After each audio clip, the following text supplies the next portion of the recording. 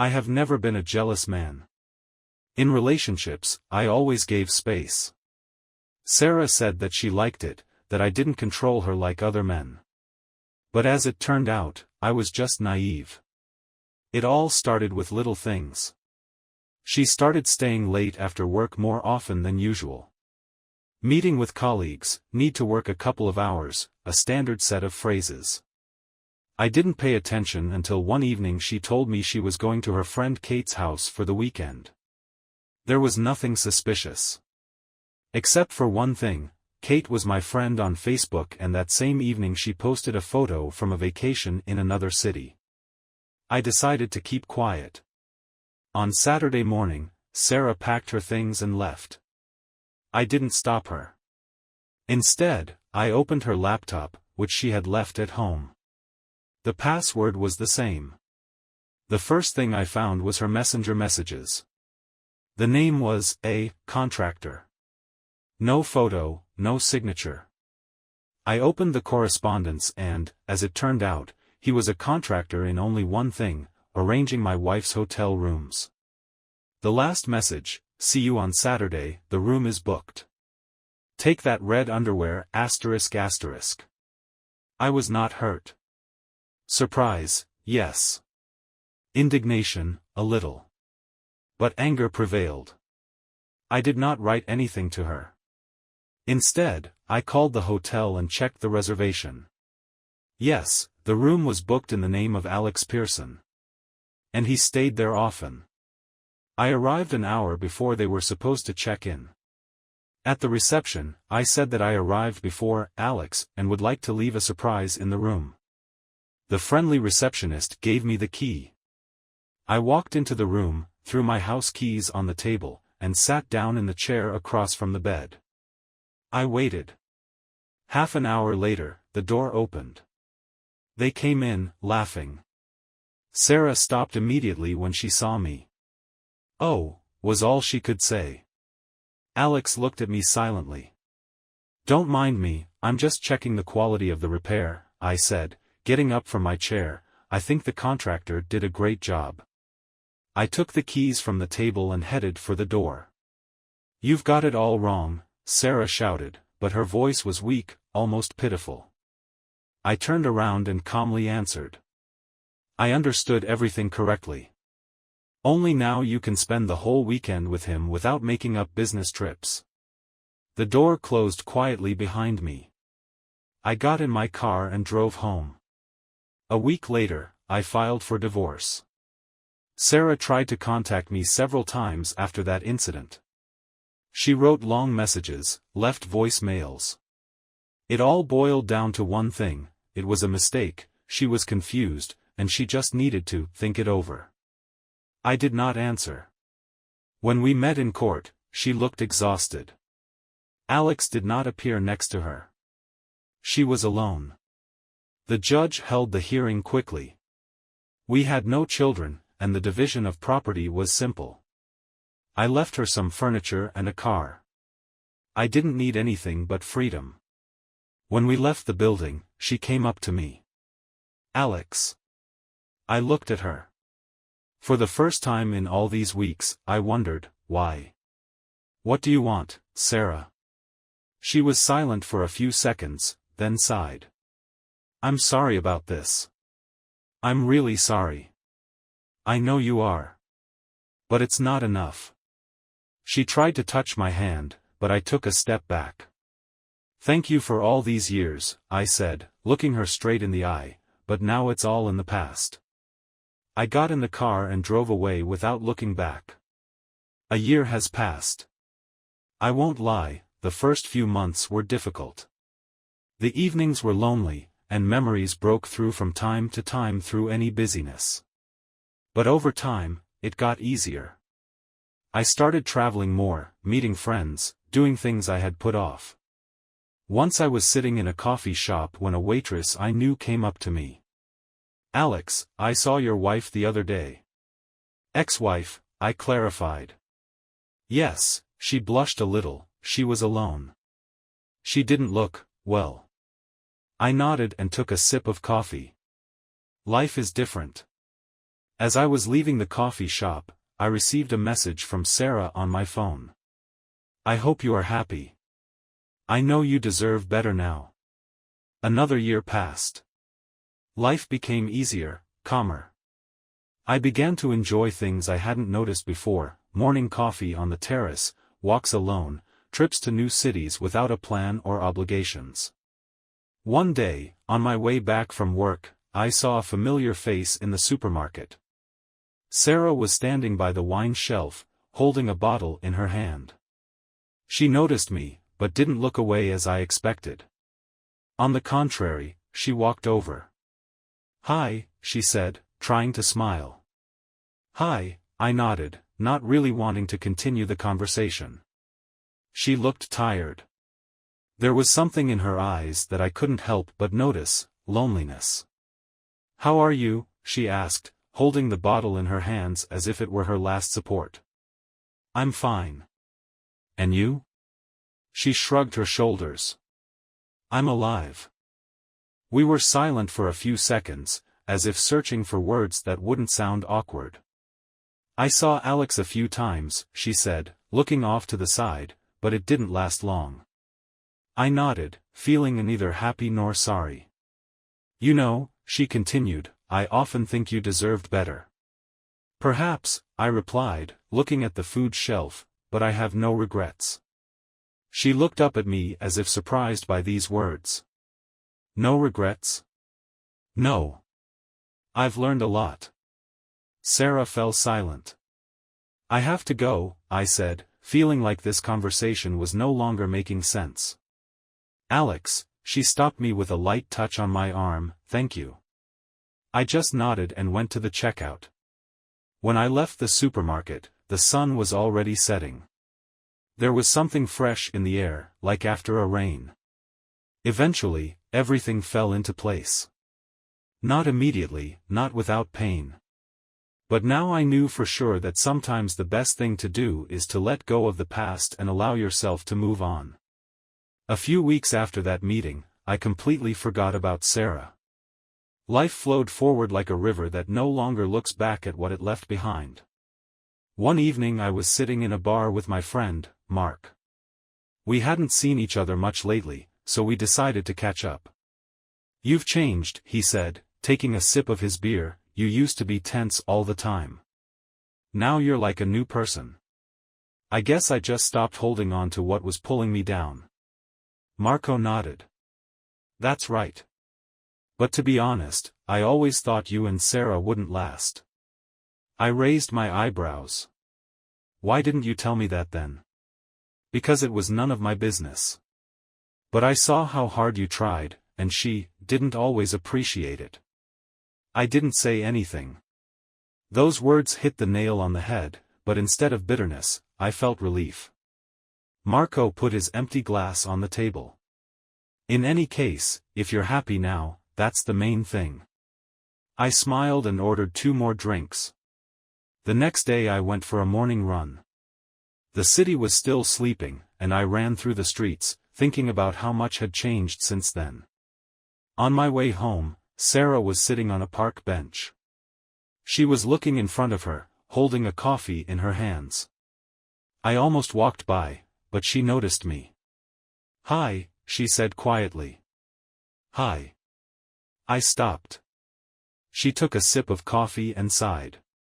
"Do you run here often?" "Yes," I nodded. "I've noticed. I've seen you a few times, but I didn't dare to talk to you." "And why now?" She looked down. "I don't know. Maybe she just wanted to apologize again." I looked at her, but I didn't see the person I once loved. "Sarah, it's over. We've both moved on." "Yes," she nodded, trying to smile. I stood there for a few seconds, then said, "I hope you find what you're looking for." She looked up at me and said quietly, "You have already found it, haven't you?" I thought about it. "Yes." Turning around, I walked on. This time I did not look back. Life went on as usual. After that conversation with Sarah, I never saw her again.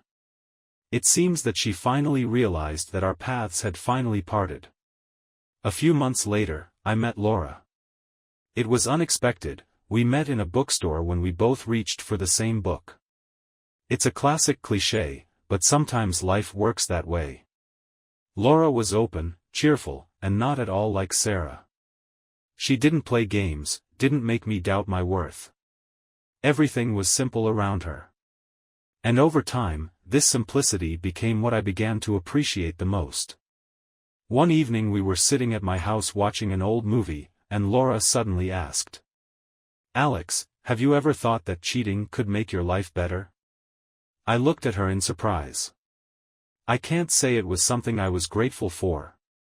But to be honest, I'm glad it happened. She nodded, fingering the pillow thoughtfully. It's strange how life turns out, isn't it? Yeah.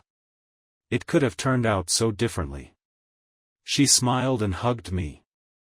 It's good that you are here now. At that moment, I realized that all the difficulties I had experienced had brought me here. To this moment, to this person. Laura became a part of my life. We traveled together, walked in parks, just enjoyed the silence at home. Once, when we were having dinner in a small restaurant near the waterfront, I saw Sarah. She was sitting at a table alone, drinking wine and looking out the window. Laura caught my eye. "Do you know her?" "An ex," I answered, not taking my eyes off Sarah. Sarah looked in our direction, and our eyes met. She smiled slightly and raised her glass, as if admitting defeat, but at the same time wishing me happiness. I nodded and turned to Laura. "Are you ready for dessert?" "I'm always ready," she smiled. And we continued our dinner while the evening faded quietly and calmly outside. It was the moment when I realized that I had truly let go of everything. The past remained where it belonged. And something new was waiting ahead. Laura and I got married 2 years after we met. It was a modest ceremony on the shore of a lake, with our closest friends and family. No pomp, just a warm summer day, smiles and the feeling that everything was finally in place. When I stood next to her during the exchange of vows, I caught myself thinking that for the first time in many years I felt real peace. After the wedding, we decided to spend our honeymoon in a small town by the sea. It was a time just for us. No calls, no work, no worries. We woke up to the sound of the waves, walked barefoot on the sand, and just enjoyed every minute of it. One evening we were sitting on the balcony of our room, watching the sun sink below the horizon. Laura was holding a glass of wine, and I was silently watching her. "What are you thinking about?" she asked, turning to me. "That I am very glad we met." She smiled and intertwined her fingers with mine. "You know, I am too. Sometimes it seems like everything was meant to be this way." "I guess it is," I nodded. After we returned home, we started thinking about expanding our family. And when Laura told me she was pregnant, it was the best news I could have heard. When our daughter was born, I held her in my arms for the first time and felt like all the events of my life had made sense. I saw something new in her little face, a future that I was ready to protect and cherish. One night, when I was rocking her in my arms at night, Laura came up to me and said quietly, "She is so much like you." "I hope she's more like you," I replied, smiling. A few more years passed. Our daughter grew up, and her every laugh filled our home with warmth. Laura became the best mom, and I became the father I always wanted to be. One weekend, we were all walking in the park together when I noticed a familiar figure. Sarah was walking toward us, holding a little boy's hand. She saw me first and slowed down a bit. "Hi, Alex," she said as we met on the path. "Hi, Sarah." Laura smiled slightly and Sarah nodded back. "This is my son, Oliver," she said, looking at the boy. I leaned over to him, but he just shyly hid behind his mother. Sarah looked happy, although I saw something familiar in her eyes, the same calm I was feeling now. "You look good," she said after a short pause. So do you, I replied. We talked some more and then said goodbye. I looked back as they walked away and saw Sarah leaning gently toward her son, whispering something in his ear. Laura took my hand. Life is an interesting thing, isn't it? Very, I said, squeezing her hand tighter. We walked on, holding our daughter between us. And I knew for sure that I was where I was supposed to be. A few years after that meeting with Sarah, I almost forgot about that day in the park.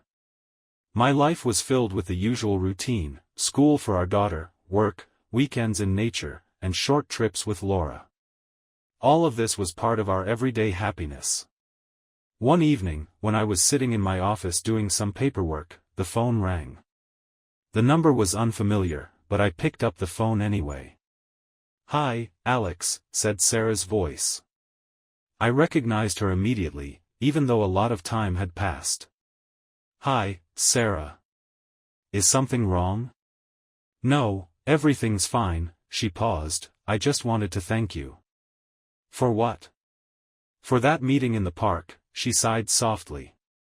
That's when I realized that everything had finally fallen into place.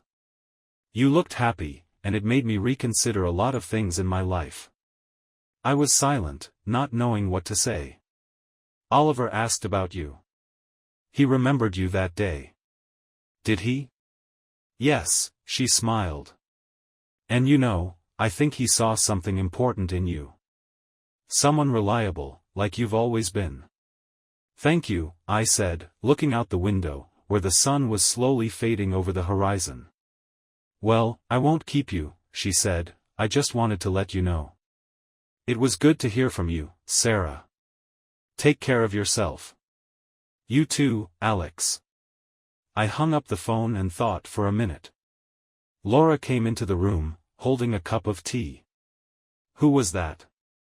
"Sarah," I answered, taking the cup from her hand. Laura raised her eyebrows slightly, but didn't ask anything else. "Is everything okay?" "Yeah. It's just interesting how sometimes life twists old stories to give them the right ending." Laura sat down next to me and put her head on my shoulder. "We all change," she said quietly, "but it's who you move forward with that matters." I hugged her, watching our daughter run around the yard with the dog. "And I'm glad I'm moving forward with you." Laura smiled, and we continued to watch the sunset. After all, it was the end of only one chapter. But I knew that there were many more pages ahead, quiet, peaceful, and filled with warmth. And that was all I could wish for. Years passed, and life gradually became simpler, but rich in the little things that made it real. Our daughter grew up, and every day brought something new, from her first performances at school to her thoughts about the future. Laura was the support I didn't even know I needed. She always found the words when I hesitated and quietly supported me when I was lost in my thoughts. We grew old together, but we did it easily, laughing at the gray hairs and the first reading glasses. One evening, as I was working in the garden, Laura came out of the kitchen, drying her hands with a towel. "Alex, our daughter wants to talk to you." I looked up and saw her standing at the door, slightly nervous. "Is it something serious?" "I don't think so. But she needs you." I put down the shovel, wiped my hands and walked into the living room. Our daughter was sitting on the couch, wrapped in a blanket. She was already a teenager, but at times like this she looked like a little girl looking for answers. "What's wrong, Emma?" She looked at me, a little nervous. "Dad, I'm seeing a guy. And I want you to meet him." I raised my eyebrows but smiled, trying not to show my excitement. "That's great. Who is he?" "His name is Oliver." I paused for a second, thinking about what I'd just heard. "Oliver?" "Yes. Mom said you've already met him," she said, as if casually, watching my reaction closely.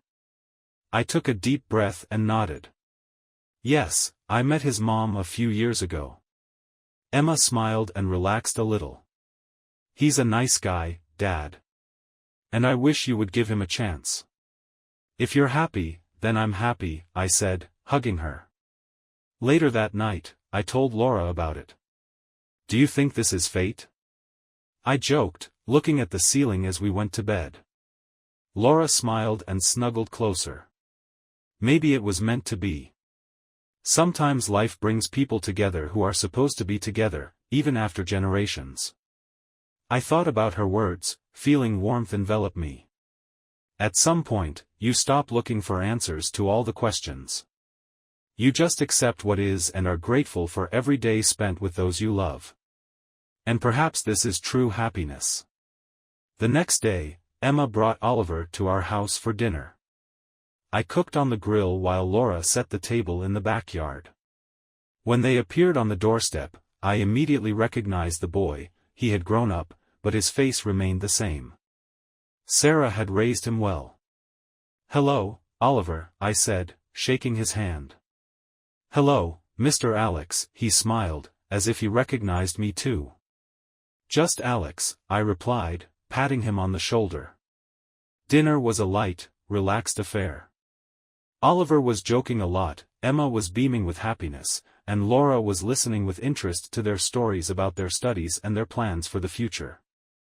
When everyone was finishing dessert, Oliver suddenly looked at me and said, "Alex, I know you knew my mom." I nodded.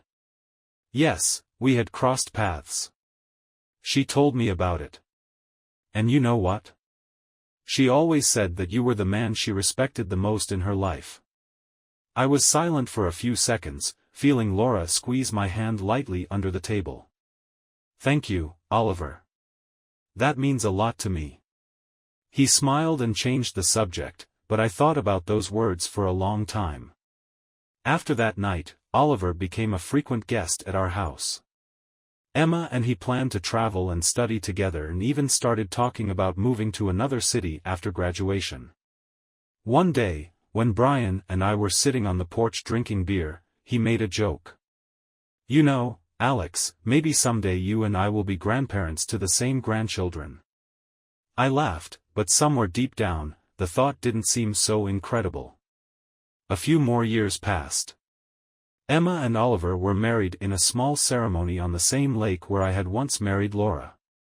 Sarah was there. She was sitting in the front row, watching her son take an important step in his life. When it was over and we stood watching the newlyweds dance into the sunset, Sarah came up to me. "You have a beautiful family, Alex," she said, holding up a glass of champagne. "So do you," I replied. We stood in silence, as if saying goodbye to the past for good, but this time without regret. Life has a strange habit of putting everything in its place. As Laura and I drove home that night, I held her hand, and she looked at me with the same smile I had seen many years ago when we first met. "Are you happy?" she asked quietly. "More than ever," I answered, staring at the road ahead. The past was behind us, but it was the foundation for what we have now. And there were many new chapters ahead of us. A few months after Emma and Oliver's wedding flew by. Laura and I started spending more time together. My daughter and her husband had settled in another city, but they often came to visit on weekends. One Saturday morning, I woke up to the aroma of coffee. Laura was sitting in the kitchen, flipping through some magazines. "What are you reading?" I asked, sitting down next to her. "Design magazines. I think it's time to update our house a bit. Now that we are often alone, I want to add something new." I smiled. "I thought you were going to say it was time to move to the sea or a farm." "Oh, it's possible," she laughed. After breakfast, I went into the garage to find some old tools. In the boxes I found an album with photos. Opening it, I saw pictures from the past, my wedding with Laura, Emma's first steps, a vacation at the lake, and even an old photo with Sarah. I looked at that photo for a long time. She and I were young, happy, before all the mistakes. At some point I heard footsteps behind me. It was Laura. "What did you find?" I showed her the picture. "A part of the past that still reminds me of myself." Laura looked at the photo carefully, then gently put her hand on my shoulder. You know, I'm glad you went through that. Because without those events, we might never have met. I smiled and put the photo back in the album. I guess you're right. That same day, we decided to go through our old things, send some of them to charity, and keep the rest. Life was made up of little things like these photos. A few weeks later, Emma and Oliver came over for dinner. Laura made their favorite lasagna, and I set the table on the terrace. Mom sends her love, Oliver said as he poured the wine, she thinks of you often. I nodded. I hope she's doing well. Yes, she spends a lot of time with my older brother's grandson. I was surprised. You have a brother? Oliver smiled. Yes, I do. He's from my father's first marriage. They don't talk much, but my mom keeps in touch. I thought about how many things we don't know about the people we once shared our lives with. That evening, when they had already left, Laura and I sat under the starry sky. Alex, did you ever think we would get this far? To be honest, no, I said, holding her hand, but I'm glad we're here. And that was the truth. Life had its twists and turns, but it had eventually brought me to a place where I felt truly at peace. There were still many years ahead, and I was sure that each of them would be full of love and warmth. The next few years brought unexpected peace and stability. We had more space in our house, but I loved the feeling of this new freedom. Emma and Oliver came to visit from time to time for the weekend. Laura would always cook something special, and I would get the old grill out of the garage. We'd sit on the terrace, watch the sunset, and just enjoy those moments. One evening, when Oliver was helping me in the garden, he suddenly asked, Alex, do you remember the first time you met my mom? I stopped and wiped my hands on a towel. Yes, I do. It was a long time ago, we were still choosing wallpaper for the house. Oliver laughed. She said you were the only man who could stand to spend an hour choosing between two shades of beige. Yeah, it wasn't easy, I smiled, but you know, we all change. Sometimes relationships teach us patience. Oliver nodded and thought for a moment. Mom realized a lot of things after you guys broke up. She never said it out loud, but I could see she regretted some things. I didn't say anything back. It was far in the past, and I didn't feel the need to stir up those memories. You know, Oliver, time puts everything in its place. I'm grateful for what happened, but even more so for what I have now. He nodded, and we continued to work. After dinner, when Emma and Laura stayed in the kitchen, I went out on the porch with a glass of wine. The night was clear, and the stars seemed as bright as they had been in the days when I was just starting a new life after my divorce. Laura followed and sat down next to me, leaning against me. What are you thinking about? About how quickly time has passed. She nodded, sighing. We have come a long way. Sometimes I think it was not one stage of life, but several different ones. I took her hand and stroked her palm with my fingers. But we got there together. And I wouldn't trade any of these years. Laura smiled and said quietly. And I would do it all over again if I knew I would meet you again. We sat in silence, listening to the leaves rustle. In those moments, I realized that happiness is not about big events or achievements. It is ordinary evenings spent with loved ones and the peace that fills you when you know you are in your place. I didn't know what was ahead, but I was sure of one thing, I had a person next to me with whom I was ready to face any new day. And that was enough. A few more years passed, and life continued to flow in its normal course. Our daughter Emma and Oliver gave us a grandson. They named him Jack. When I first held him in my arms, I felt like I was holding the whole world. Laura was standing next to me and I could see her eyes shining with happiness. He's so small, she whispered, stroking Jack's hair. But he's got a lot of character, Oliver laughed, standing next to me. Emma was looking at her son with tenderness, and I couldn't take my eyes off them all. This was the future I had dreamed of without even realizing it. Over time, Jack began to visit us more often. When Emma and Oliver were busy with work, Laura and I enjoyed spending days with him. Jack loved running around the garden, helping Laura in the kitchen, and listening to my fishing stories. Once, when he was about 5 years old, we were sitting on the porch with him after a long day. He was looking at me intently, as if he was thinking about something. "Grandpa, have you always been this old?" I laughed. "No, Jack. I used to be as small as you." He raised his eyebrows in surprise. "You were?" "I was." "And how did you meet Grandma Laura?" I smiled and looked at Laura, who was watering the flowers in the garden. "It was a long story, Jack. But the main thing is that we met at the right time." Jack nodded as if he realized something important. "Mom says you're the best grandpa in the world. And I say you are the best grandson." He smiled and snuggled up to me again. That night, as I was putting him to bed with a blanket, Jack suddenly asked, "Grandpa, will you always be with me?"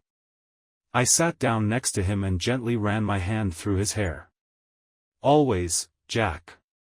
Even when I'm not around physically, I'll always be in your heart." He nodded and closed his eyes, falling asleep with a slight smile on his face. I quietly left the room and Laura met me in the hallway. "He adores you," she said, putting her hand on my shoulder. "And I adore him." We walked together to the terrace, where we sat listening to the night envelop our house in silence. It was then that I realized that life, no matter how it unfolds, always makes sense in the little things, in family hugs, children's laughter, and quiet evenings spent with your closest ones. These were the years that I valued most. And every new day was a reminder that happiness is not something distant and unattainable. It is already here, in simple moments that become memories that live in the heart forever. Jack grew up fast, and every year he became more and more curious. At the age of 7, he already had his own small fishing rod and insisted that I take him fishing with me whenever I had the opportunity. One morning we were sitting on the shore of the lake. The fog was slowly rising over the water, and it was quiet, with only the light lapping of the waves on the shore. Jack sat holding his fishing rod, focused as if the fate of the world depended on it. "Grandpa," he suddenly said, not taking his eyes off the float, "have you ever been sad?" The question took me by surprise. "Of course I have, Jack. Everyone has those moments." He looked at me thoughtfully. "What did you do when you were sad?" I smiled and looked at the horizon. "I looked for people who made me happy. And, you know, Jack, I'm lucky, because I have a lot of people like that." Jack nodded, as if he had memorized these words. "Can I be that for someone else?" "You already are," I answered, hugging him with one arm. That day he caught his first big fish. His joy knew no bounds. We took a few pictures, and all the way home he kept talking about how he was going to tell his grandmother Laura about it. When we returned, Laura met us on the porch. She was laughing as she listened to Jack's enthusiastic story about how he defeated the lake's biggest predator. I looked at them and thought how much had changed over the years. Once upon a time, I was sitting in this very spot, trying to figure out where to go from here. And now I was here, among the people who made my life complete. A few days later, Emma called me late at night. "Dad," she said, a little excitedly, "I think Oliver and I are ready for another child." I heard Laura, who was sitting next to me, smile. "That's great, Emma," I said, "Jack's going to love being a big brother." "I hope so," she laughed. "You know he's already said he wants to teach the little guy how to fish."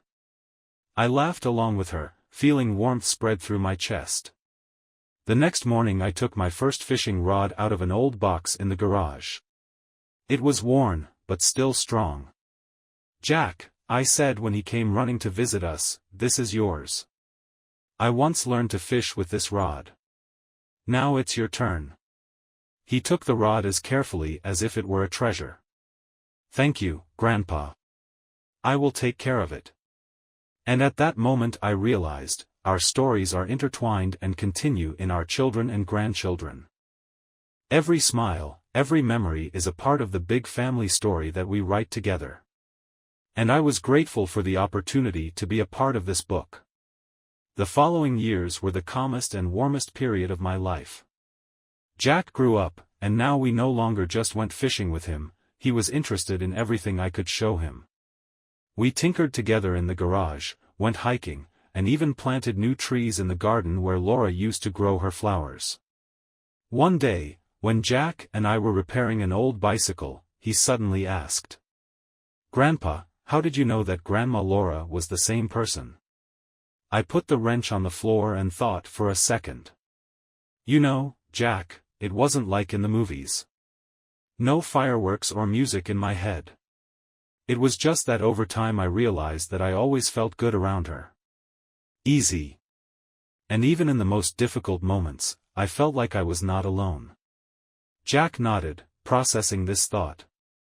"I hope that when I grow up, I will find someone like that too." "You will," I said, smiling, "but don't rush. You still have a lot of time." Laura, who had been listening to our conversation from the window, came outside and sat down next to me. "Can I say something too?" she asked with a smile. "Of course," Jack nodded. "The most important thing is to trust each other. Not only love is important in a relationship, but also support and patience." Jack nodded seriously. "Okay, Grandma. I will remember that." He turned back to his bike, and Laura and I exchanged a look that didn't need words. When Jack was 10, Emma had another child, a girl they named Lily. The day Laura and I first saw her, Laura jokingly said, "Now you have a new fishing partner." Jack stood proudly next to his sister, promising her that when she grew up, he would teach her everything he knew. As I watched them, I felt the circle of life close. Once I taught Brian to fish, now Jack would teach his little sister. It seemed to me that nothing else could add anything important to this life. But I was wrong. A few years later, one summer evening, when we were all sitting in the backyard celebrating Laura's birthday, Jack, who was already 16, came up to me.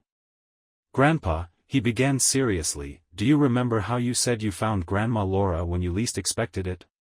"Yes, I remember. I think I understand what you were talking about then." I looked at him with a little surprise. "That's interesting. And who is she?" He laughed, shrugging his shoulders. "Just some girl from class. But when I'm around her, it feels, as you said, easy." I patted him on the shoulder.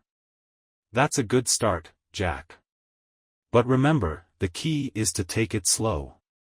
That night, as I sat under the stars, holding Laura's hand, I realized that there were many more stories to tell.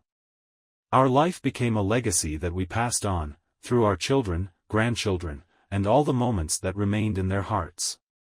And that was the meaning of everything, after all. Years passed, and our house was filled with the laughter of our grandchildren. Lily grew up and became as inquisitive as Jack had been. She spent a lot of time with Laura, helping her in the garden or learning to cook in the kitchen. Jack became an adult, went to college, but tried to come home every weekend. He was already showing the features of a grown man, but in my eyes he was still the boy who caught his first fish on the lake. One evening, Laura and I sat on the veranda watching Lily chase butterflies in the yard. Jack had come for the weekend and was sitting next to us, thoughtfully twirling an old fishing knife I had once given him. "Grandpa," he suddenly said, "did you ever think it would be like this? That everything would turn out like this?" I shrugged my shoulders, smiling. "No. I always thought that life would take a different path. But you know what? I wouldn't trade a single moment of what I have now." Jack nodded, thinking. "I think about that too. Now I often find myself thinking that I want to have a family like yours and your grandmother's." Laura laughed at that. Just find someone with whom you feel as comfortable as your grandfather and I do. That's the most important thing. Jack smiled but didn't say anything. That evening, when Laura and I were alone, she leaned lightly against me. We've raised a wonderful family, Alex. I hugged her, breathing in the scent of her hair, which had been familiar to me for all these years. Yes, Laura. And it was the best thing we ever did. Life went on quietly, but each new day brought something special. It wasn't big events, but small moments: Lily's first steps, Jack's academic success, family dinners, and walks in nature. Over time, I realized that happiness is the simple things that we often don't notice, but they make up our world. And so, one day, when we all gathered at a big table for Laura's birthday, I looked around and felt that my life was filled to the brim. Lily was sitting next to me, Jack was telling another story from his travels, and Emma and Oliver were laughing and hugging each other. This was our family, strong, happy, just as I had always imagined it. And at that moment, I knew for sure that everything I had been through had made sense. Everything had led me here, to these people who had become my world. Years passed, and it seemed that life was in no hurry to change. But in fact, it was quietly and unnoticeably weaving new stories around us. Lily grew up and became a true copy of her mother. She was curious, creative, and always found a common language with everyone. Jack graduated from college and started working in another city, but he returned home every chance he got. Once he came home for the weekend, bringing a girl named Sophie with him. She was calm, with intelligent eyes and a quiet smile. "Grandpa, this is Sophie," he said when we all gathered on the terrace for dinner. I saw in her eyes the same lightness that Jack had once spoken of. "Nice to meet you, Sophie," I said, shaking her hand. "I hope Jack is behaving himself." She laughed. "He's trying." That evening, Laura was baking her signature apple pie, and Sophie was helping her in the kitchen. I could see Laura telling her something quietly, and Sophie nodding, listening with interest. "Do you think it's serious?" Laura asked me later, when we were alone. "Anything is possible," I answered. "But I can see that Jack is happy. And that's enough." A year passed, and Jack proposed to Sophie. It was a small ceremony, just their closest friends and family. They decided to get married on the same lake where I used to fish with Jack, and even earlier with his father. Standing next to him on his wedding day, I remembered him as a little boy asking thousands of questions and running around with a fishing rod in his hand. "Are you proud of me, Grandpa?" Jack suddenly asked, adjusting his tie. I looked at him and smiled. "I've been proud of you since the day you caught your first fish." He laughed, squeezing my shoulder. "Thanks for everything, Grandpa." "And you, Jack." The wedding went off in a flash. Sophie was happy, Jack was beaming with joy, and I sat next to Laura, holding her hand, thinking about how far we had come. Life had come back to simple things again and again, to family evenings, to children's laughter, to quiet conversations at sunset. When I looked into Jack's eyes, I saw in them the continuation of our story. Maybe that's how it should be. Life has no end point. It is passed on like a baton in the hands of our children and grandchildren. And I was happy to be a part of this endless story. A few years passed after Jack and Sophie's wedding. Life went on as usual, quiet but filled with the little things that make every day special. One autumn morning, I was sitting on the porch with a cup of coffee, watching the leaves fall on the lawn. Laura came out of the house with a warm blanket and sat down next to me. "Jack called this morning," she said, wrapping herself in the blanket. "They have good news." I raised my eyebrows as I finished my coffee. "Is it something serious?" Laura smiled, looking at me warmly. "Sophie is pregnant." I froze for a moment, digesting the news, and then felt a warmth spread through my chest. "Wow," I put the cup down on the table. "That's great." Laura put her hand on my shoulder. "You're going to be a grandfather again." I sighed and smiled, looking into the distance. I never thought it would be so happy to see your family grow up. She squeezed my hand, and we sat in silence, enjoying the peace of this moment. When their daughter was born, they named her Grace. The first time I held her in my arms, it felt the same as it did years ago with Jack. A tiny life that looks at you with wide open eyes, as if it were seeing the world for the first time. "Hello, Grace," I said softly, and she squeezed my finger with her little hand. Laura was standing next to me, and I could see tears glistening in her eyes. "She is so beautiful," she whispered. Jack and Sophie looked at their daughter with pride, and I thought that life had once again given us the opportunity to be part of something great. Now our house was filled with new laughter. Grace grew up as fast as Jack had. She loved walking with Laura in the garden and listening to my stories of adventures on the lake. One evening, as we were sitting in the garden under the stars, Grace, who was already 5 years old, suddenly asked, "Grandpa, did you fish when you were little too?" I laughed and nodded. "Yes, and more than once. And when you grow up, I will teach you." "Okay," she answered seriously, curling up on my lap. Laura smiled as she looked at us. "It looks like we have another fisherman growing up." "It's a tradition," I replied. A few more years passed. Jack and his family moved not far from us to be closer. Grace often stayed with us for the weekend, and each visit was a real holiday for Laura and me. One day, when Grace and I were sitting by the lake, she threw her fishing rod and looked at me. "Grandpa, are you happy?" I thought for a second, but then I looked at her and smiled. "Yes, Grace. I am very happy." She nodded, sighing contentedly. "I will be happy too when I grow up." I hugged her, feeling life moving forward, leaving nothing behind. That was all I needed. One summer evening, Laura and I were sitting on the porch, as we always did when the day was coming to an end. The air was warm, and somewhere in the garden Grace, who was staying with us for the weekend, was laughing. Laura rested her head on my shoulder, and I felt a peacefulness envelop us. "Do you think Jack remembers all those fishing trips?" she asked, not taking her eyes off the sunset. "I think he does," I answered, "but now they're his stories for Grace." Laura laughed softly. "Have you noticed how much she looks like him at her age? The same eyes, the same questions about everything." I nodded. "Yes. It's like looking at life again, only from a new page." Grace ran up to us holding an old fishing rod. "Grandpa, can we go to the lake tomorrow? I want to try again to catch that big fish we saw last time." I smiled and patted her head. "Sure, let's go." She hugged me and ran back to the garden where Laura was waiting for her.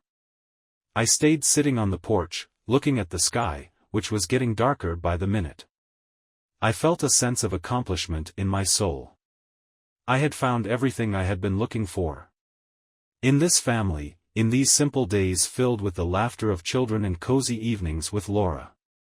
Life doesn't always go the way we imagine, but sometimes it leads us to where we really need to be. I didn't know what tomorrow would bring, but I knew for sure that I would meet it with gratitude. And as my granddaughter's laughter echoed in the garden, I felt my heart filled to the brim. It was my final, calm, happy